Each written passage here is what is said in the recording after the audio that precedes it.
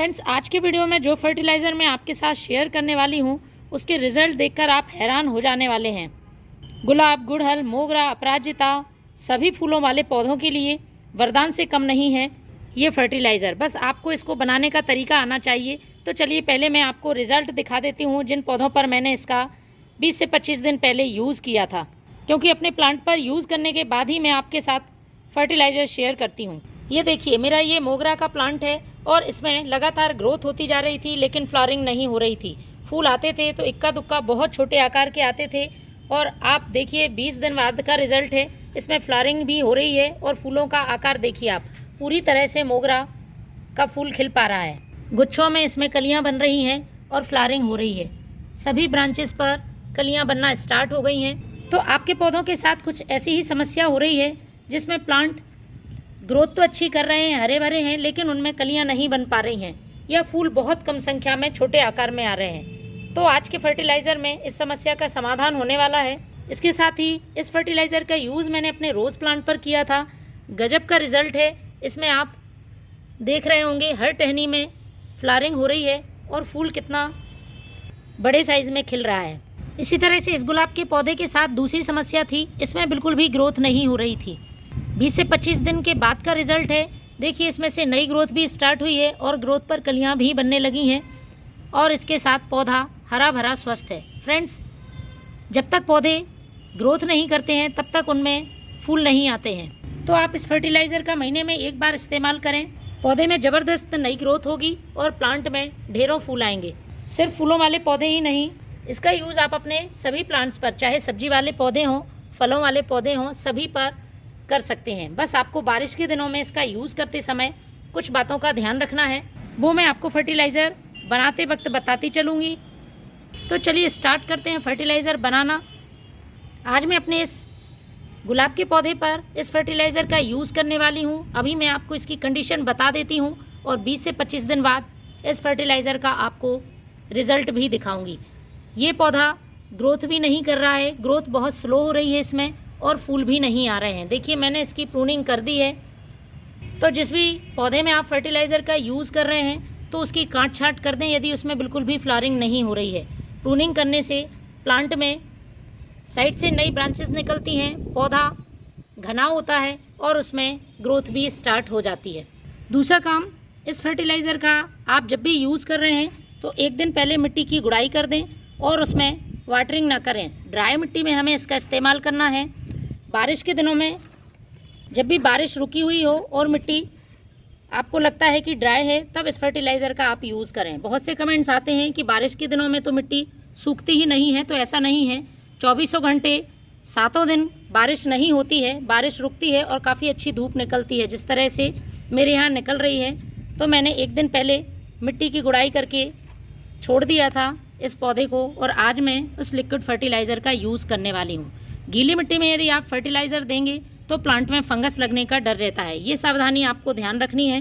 दूसरा, इस फर्टिलाइज़र का आपको अपने पौधों पर स्प्रे नहीं करना है, डायरेक्ट मिट्टी में ही डालना है। सूखे हुए फूल, खरपतवार, कचरा मिट्टी में है तो उन सबको आपको हटा देना है। तो सबसे पहले हमें मिट्टी में मिलाना है पोटेशियम से भरपूर ये बनाना पील फर्टिलाइज़र।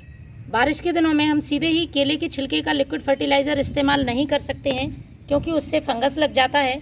तो इसके लिए आपको केले के छिलके सुखाकर और उसका पाउडर बना लेना है। इस तरह से आप स्टोर भी कर सकते हैं। तो बहुत से लोगों को परेशानी होती है, वो घर पर ये फर्टिलाइज़र नहीं बना पाते हैं, क्योंकि उनके यहाँ इतने सारे केले के छिलके इकट्ठे नहीं हो पाते हैं। तो इसके लिए आप ऑनलाइन बनाना पील फर्टिलाइज़र परचेज़ कर सकते हैं। मैं प्रोडक्ट टैग करती रहती हूँ, उधर जाकर आप ले सकते हैं। केले के छिलके का पाउडर पौधे को बिना नुकसान पहुंचाए भरपूर मात्रा में पोटेशियम देता है और प्लांट बहुत तेज़ी से कलियां बनाना स्टार्ट कर देता है। मिट्टी से कवर कर देना है। एक लिक्विड फर्टिलाइज़र बनाऊंगी जो कि नाइट्रोजन से भरपूर है, प्लांट की मिट्टी को उपजाऊ बनाएगा, साथ ही इसकी नई ग्रोथ में मदद करेगा। तो इस फर्टिलाइज़र को बनाने के लिए सबसे पहले लेना है आपको सरसों के दाने।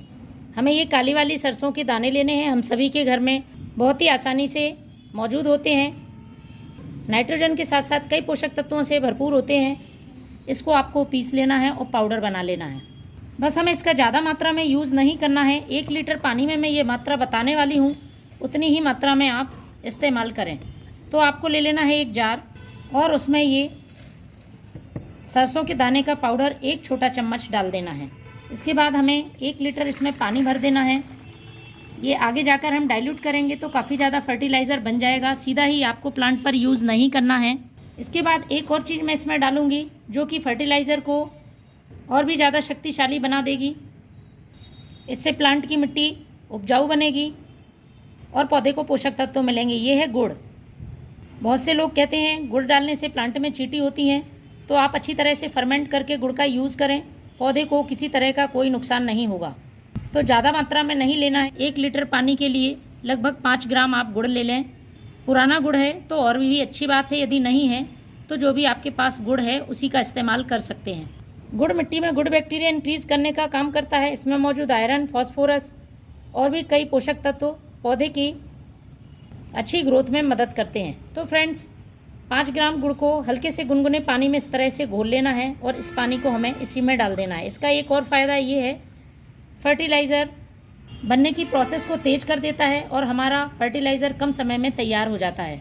अच्छी तरह से इसे मिक्स करके और हमें ढककर रख देना है सेमी शेड एरिया में 48 घंटे के लिए। इससे ज़्यादा समय के लिए हमें नहीं रखना है, वरना फर्टिलाइज़र में से स्मेल आने लगेगी और पौधे में फंगस लगने का डर रहेगा। तो 48 घंटे पहले मैंने इस फर्टिलाइज़र को बनने के लिए रखा था। कुछ इस तरह से ये तैयार होगा।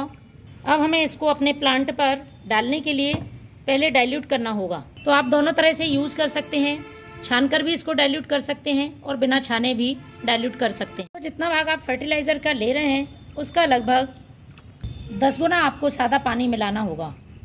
लगभग आधा लीटर फर्टिलाइज़र मैंने डाइल्यूट कर लिया है। आधा लीटर फर्टिलाइज़र के लिए मैंने 5 लीटर सादा पानी लिया था। अच्छी तरह से मिक्स कर लें। अब आपको अपने सभी पौधों में पॉट की साइज़ के हिसाब से इस फर्टिलाइज़र को डाल देना है। तो फ्रेंड्स, आप भी अपने प्लांट में महीने में 1 बार इस फर्टिलाइज़र का यूज़ ज़रूर करें। मिलते हैं नेक्स्ट वीडियो में। Thank you.